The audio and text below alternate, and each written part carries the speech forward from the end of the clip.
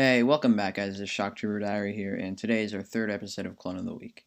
I'm proud to announce that our third Clone of the Week is Commander Gree, my favorite clone commander. CC-1004, nicknamed Gree after the species of the same name, was a clone commander in the Grand Army of the Republic during the Clone Wars. Grown on the planet Kamino, Gree was a clone of the infamous bounty hunter Jango Fett, created to serve the Grand Army of the Republic. Gree took his name from a tentacled alien species. Once he completed his training, he was given command of the 41st Elite Corps and was appointed to serve under Jedi General Luminara Unduli. When Senator Padme Amidala was taken hostage by Viceroy of the Trade Federation Newt Gunray, on a diplomatic mission to Rhodia, Junior Representative Jar Jar Binks called the Republic for help. Having received Binks's call, Gree and his Green Company were assigned to rescue Amidala, Binks, and their protocol droid C-3PO. Upon their arrival in Rhodia's senatorial palace aboard low-altitude assault gunships, Amidala, Binks, and the Rhodian senator Anaconda Farr had already placed Gunray under arrest.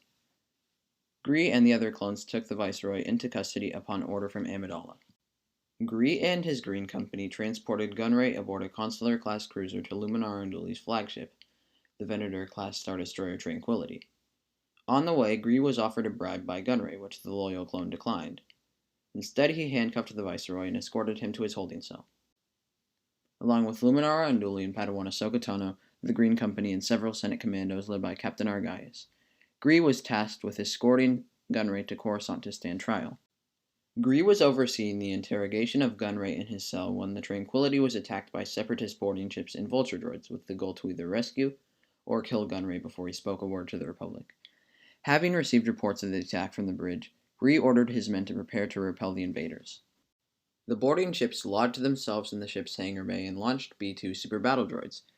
Green leader, who was stationed in the hangar, reported to Gree that super battle droids had entered the ship. Another clone informed that the droids were heading for the detention level. Unduli ordered Gree to come with her and support their positions against the super battle droids, while Tano would stay with Gunray. Meanwhile, Sith assassin Asajj Ventress had entered the ship and killed a clone trooper before he was able to report her presence.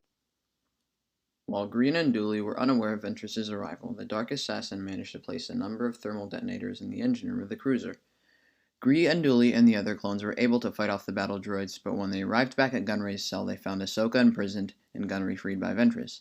The Jedi and clones had gained the upper hand in numbers, but Ventress set off the thermal detonators, causing enough distraction to allow her to escape.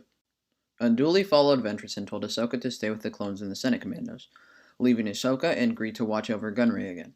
Ahsoka wanted to help Unduli because she believed that Luminara was not strong enough to fight Ventress alone, and despite Gree's advice to stay, Argaius persuaded Ahsoka to leave and support the Jedi Master. When Argaius received a signal over his comlink by Ventress, he turned on his fellow Senate guards, killing them both, and just barely missing Gree, who managed to take cover just in time. Having realized Argaius was a traitor, Gree opened fire on Argaius, but had to stop soon, when Argaius freed Gunray and used him as cover.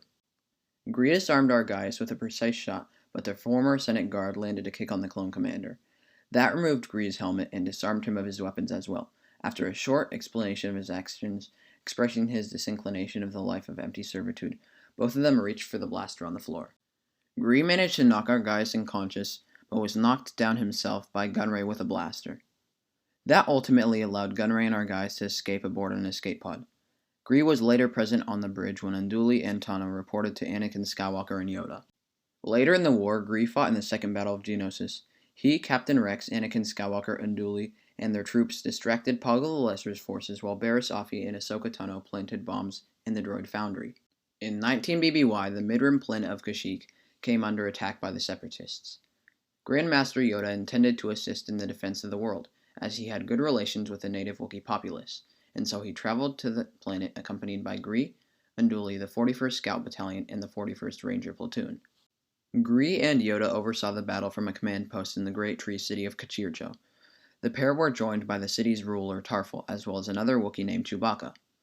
Partway into the battle, Gree received a transmission from Supreme Chancellor Sheev Palpatine, who ordered him to execute Order 66, a command that forced clones to execute their Jedi commanders. With a behavioral modification biochip in his head, forcing him to obey the order, Gree and a clone from the 41st Scout Battalion, who was also present on the command post, took position behind Yoda. However, the Jedi Master, sensing this betrayal, beheaded Gree and the other clone trooper before they could put him down. Many years after his death, by the early years of the Galactic Civil War, Gree's helmet was present in Grand Admiral Thrawn's office aboard the Chimera, his flagship, as part of his art collection.